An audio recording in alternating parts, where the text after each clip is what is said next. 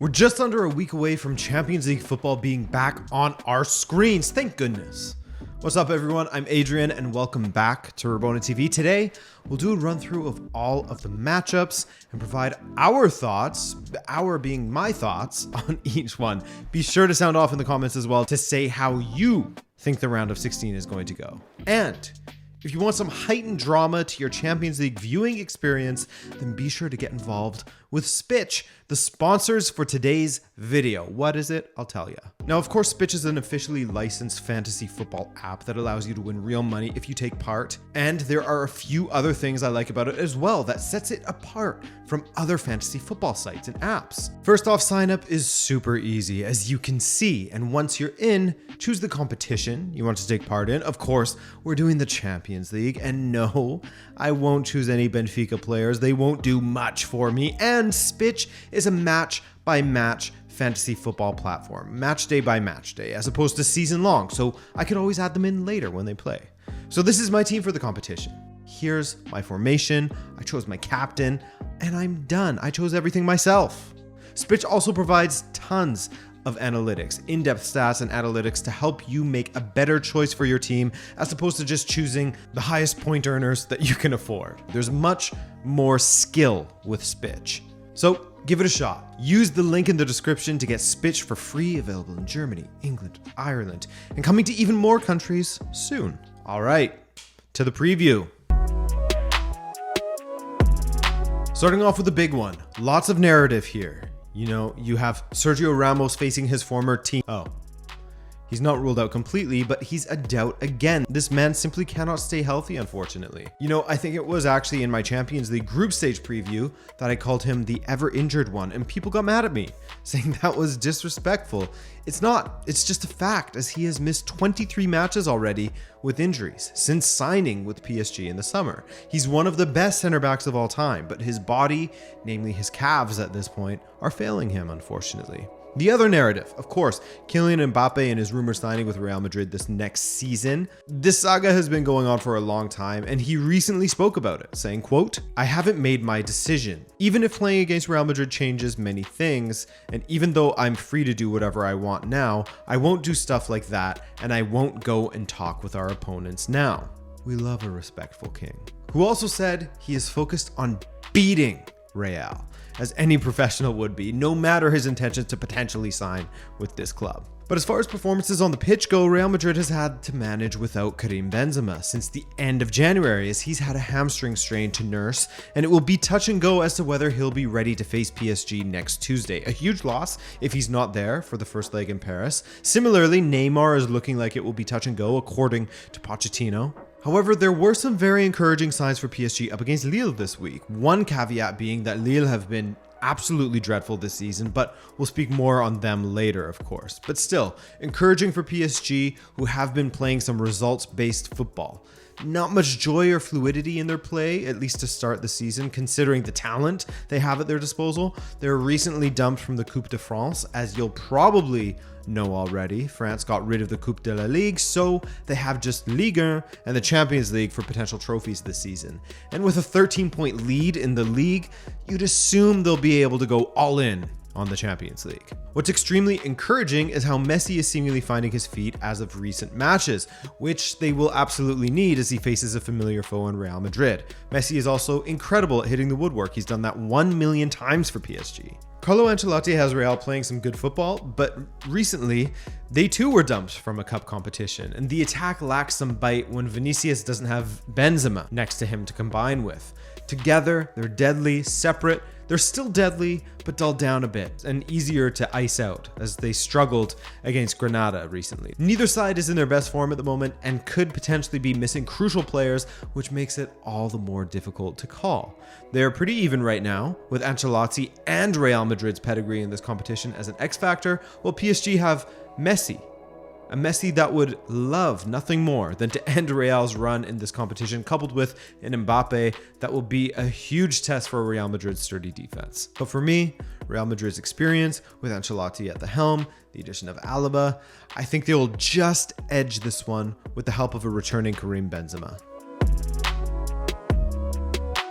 Ruben Amorim is doing great things with this Sporting side as they finally made it out of the Champions League group stage for the first time since the 2008-2009 season, and they're still in the mix domestically as well. While they've lost a couple of matches and Porto have been really spectacular in the league, to be honest, Amorim's 3-4-3 with an informed Paulinho alongside the likes of Gonçalves and Sarabia in the attack provides a tricky proposition for opposing defenses, and the addition of former Vitória Guimarães winger Marcus Edwards, the Englishman, adds some depth as well off of the bench. At the back, they're solid defensively, with their backline protected by the likes of Palhinha, while Sebastian Coates, Premier League vet with Liverpool, of course, has been fantastic at the back with Gonçalo Inácio. They have the best defense in Portugal in this moment. I think some, myself included, were surprised in some ways that Sporting made it out ahead of Dortmund, at least from the outset of the group stage, as we didn't know that Dortmund would have such a brutal season. But Sporting were good value for their second place finish and will have a terrible test, won't they? Pep Guardiola's City have been fantastic in all competitions this season, but they uncharacteristically dropped out of the Carabao Cup, the League Cup, after they dropped out in a shootout back in October. But aside from that, they haven't lost a league match since the end of October, and in fact, they have failed to win just once since then. Their recent draw against Southampton, 1-1. They lost twice in the group stage, 2-0 away to PSG, and of course, their final group stage match in which they were already through. That infamous Guardiola quote where he said something along the lines of, we'll provide a nice practice match, nice training match in Leipzig, and then they'll go for a nice dinner after to celebrate them advancing. Now, I fully expect Manchester City to dominate the ball in this one as they often do, while Sporting will be left to try and hit them on the counter, but in Sebastian Coates, they have a secret weapon from set pieces as well. So both sides have a relatively clean bill of health at the time of recording this, but Sporting will have a difficult match leading up to the first leg. Difficult and important as they're going away to Porto this weekend, prior to playing City on Tuesday. City for me will be advancing as I think Sporting will fight valiantly and make it difficult at times, but it's just a bridge too far for them. There's no shame in losing to Manchester City, is there? Inter versus Liverpool is a tasty one, isn't it? Simone Inzaghi has proven at Inter that he is certainly an astute tactician, a very good one. Against Milan recently, he seemed to get everything right, but once he starts making switches, substitutions late in the game, his side does suffer sometimes. He hasn't quite nailed down that aspect yet. They are still leading in Serie A with a match in hand, and they have played some great football for most of the season, thanks to those great tactics that Simone has employed, where they used to defend well and kill their opponents on the counter with Hakimi and Lukaku. They now have a much more well-rounded game. I mean, even in their loss against Milan, a match they threw in some respects, they were absolutely dominant for the first hour or so, as Inzaghi is great at making these adjustments live during the match in order to pull his opponents out of position to cover defensive deficiencies, etc. Inter, of course, managed to make it out of their group alongside Real Madrid, despite losing to the Spanish side on both occasions, but hey man, they won't care. First time making it out of the Champions League group stage since 2012. Conte failed on both attempts, you'll remember, for all of the good that he did domestically, of course. Liverpool, they cruised through their group, winning all 6 of their matches, 6 from 6. Impressive, considering they are in a group alongside Atletico Madrid, FC Porto, and AC Milan, who beat Inter recently, you'll remember. But that's neither here nor there. We're talking about Liverpool now. And what's been quite impressive about Liverpool recently has been how they continue to get great results despite losing 2 of their front 3 in Sadio Mane and Mo Salah as they were off at AFCON, while Naby Keita was a loss for their midfield as well. And you know what? Liverpool didn't miss a beat, drawing twice in January and winning 5. And goals weren't in short supply by any means. Now, they also have a new signing in Luis Diaz to look forward to, who will add a ton of quality to complement their attack. Not to mention, and I hate to use this cringy saying, but Harvey Elliott's return is like a new signing as well, adding more options for Klopp. And if his return against Cardiff was any indicator, he's picked up from where he left off prior to that horrific injury. While Inter's defense is second only to the incredibly well-organized Napoli in Serie A, Handanovic does worry me a little bit. He is a weakness. Too many times, strikes low, find a way past him. And with the amount of industry Liverpool have in the attack, with the amount of weapons they have, with the return of Mane and Salah. Salah was in Liverpool training yesterday, by the way, days after losing the AFCON final. I feel as though they will provide too much for Inter, who, by the way, also lost Bastoni, a massive loss for them. Liverpool are defensively astute and terrifying in the attack. I think Liverpool will make it through. Salzburg versus Bayern also is fun. If any of you listened to the Unsackable podcast, you would have heard our reaction to it, and Manuel, who's from Munich, explaining how this is almost like a local derby given the cultural similarities between Bavarians and Austrians, the proximity between Salzburg and Munich, etc. I mean, they're just an hour and a half drive from each other. But anyway, Salzburg were in Group G, the group that was so even and difficult to call as it came down to the final match day to figure out who was going to advance. With a win over Sevilla, Salzburg moved on, condemning their Europa League monsters back down to the Europa League. It was Salzburg's first time advancing to the round of 16 in the Champions League as well, so shout out to them, a club that just continues to rise. The man who got it done?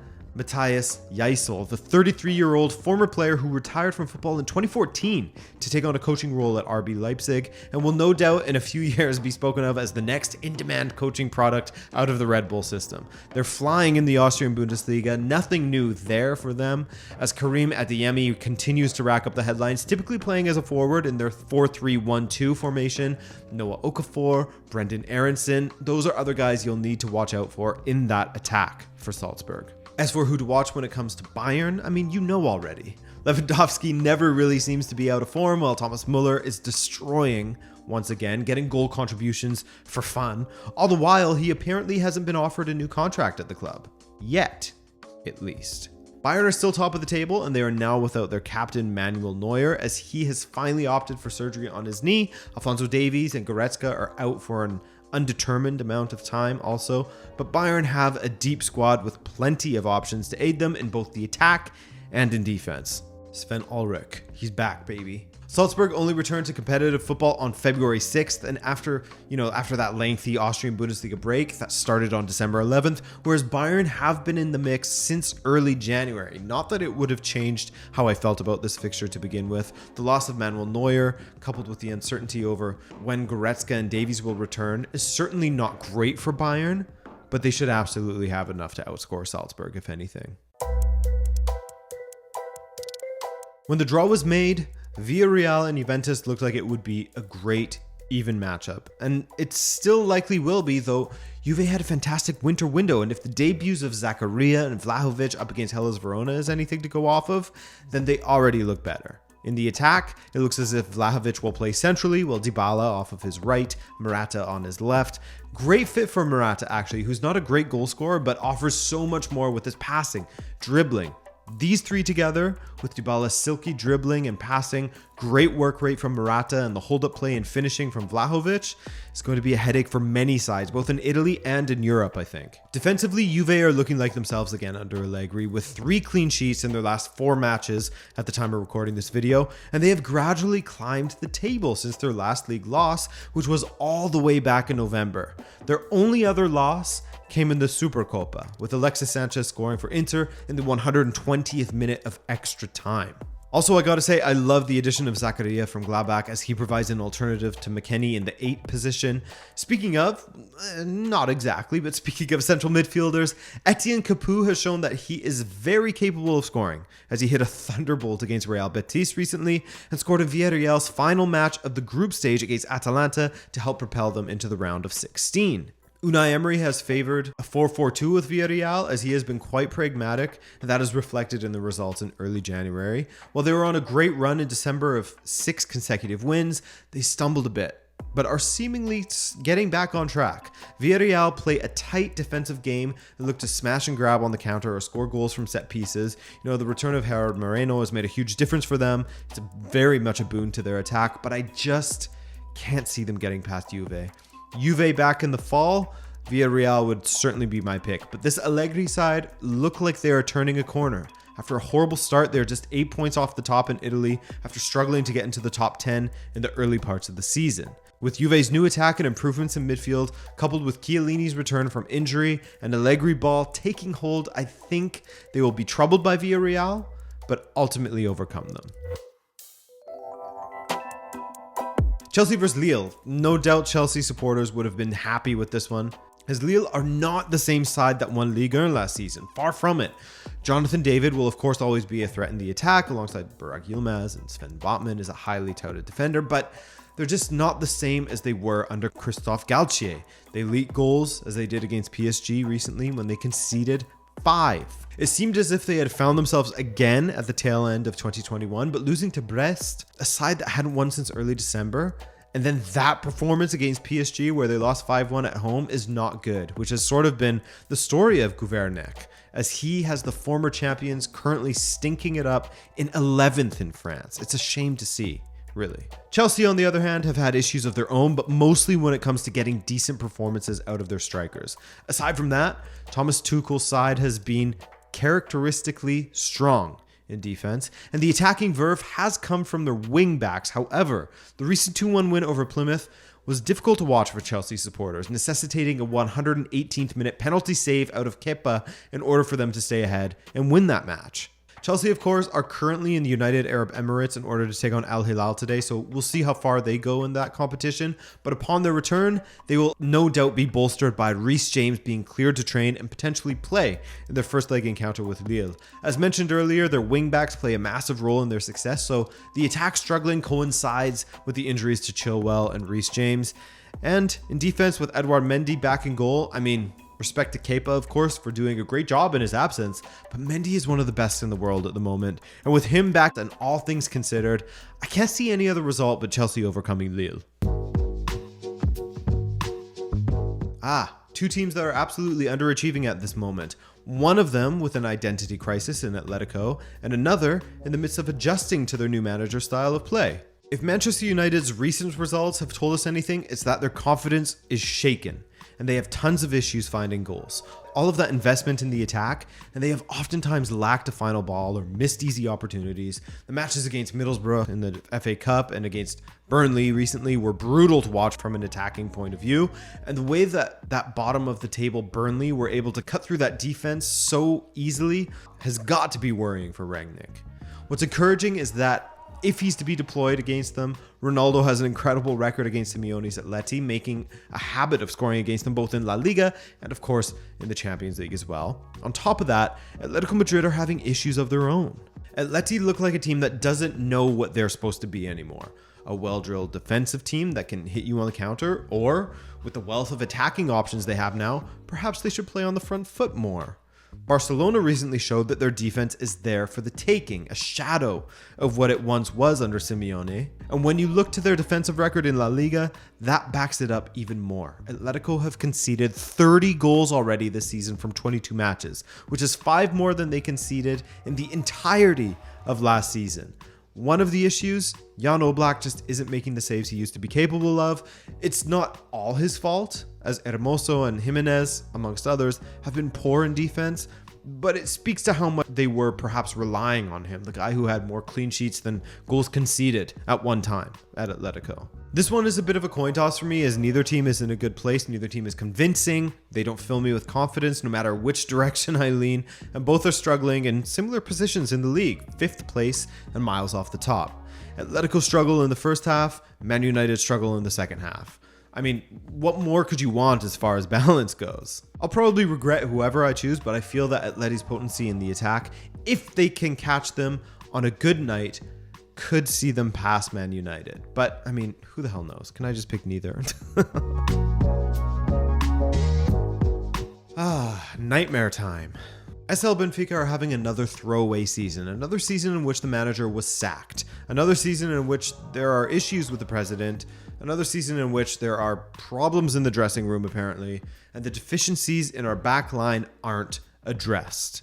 Under Jorge Jesus, our backline usually looked decent with that back 3, but under Verissimo, with the switch to a back 4, they look like the old men that they are with Vertonghen and Otamendi in defense. Against a team like Ajax, you'll get scorched. You'll get exposed with a backline boasting a center back pairing with a combined age of 67, a right back that may as well not be on the pitch in Andre Almeida. I mean, that's our captain. That's so depressing. And Grimaldo, the embodiment of the Gattuso meme of sometimes maybe good, sometimes maybe shit. As you can tell, I don't have a lot of faith in this team right now. I mean, why would I? It's nice to see Gonçalo Ramos get more opportunities now, but it's too bad that they've come when Benfica's season is basically dead and buried. Sure, Darwin Núñez is a shining light, but even he is frustrating at times for all of the good that he brings. There's very little to smile about with Benfica, as we're in a situation where we just want the season to be over with once again, but there's no promise that the next one will be any better. We were lucky that Xavi didn't arrive at Barcelona at the beginning of the season, as I have no confidence we would have made it out of the group had he been in charge from the beginning. As for Ajax, I mean, they terrify me. They're destroying the Eredivisie as Ten Hag has them playing ridiculous football most of the time. I mean, 64 goals scored and 5 conceded. That's a goal difference of plus 59, and they're 21 matches into the season. Plus, did you see what they did to Sporting? The defending Portuguese champions at the Alvalade, dropping 5 on them in their own home, then beating them 4-1 in Amsterdam. I mean, Benfica has lost to Sporting the last 2 times they've faced off. But anyway, Ajax are the real deal, with a talented team that is managed by someone who is no doubt one of the best brains in football at the moment, highly sought after, while Benfica are a frail side with a shaken confidence and an interim manager. If Gil Vicente can hurt us, then Ajax, a team who has scored 3+ goals in over 15 games this season, certainly can. Ajax to go through comfortably. I hope I'm wrong, but I don't see any other outcome. All right, guys, that's it from me. Let me know which matches you're looking forward to the most and how you see this all going down. Get the crystal ball out. My name's Adrian. This is Rabona TV, and have a great week. Ciao.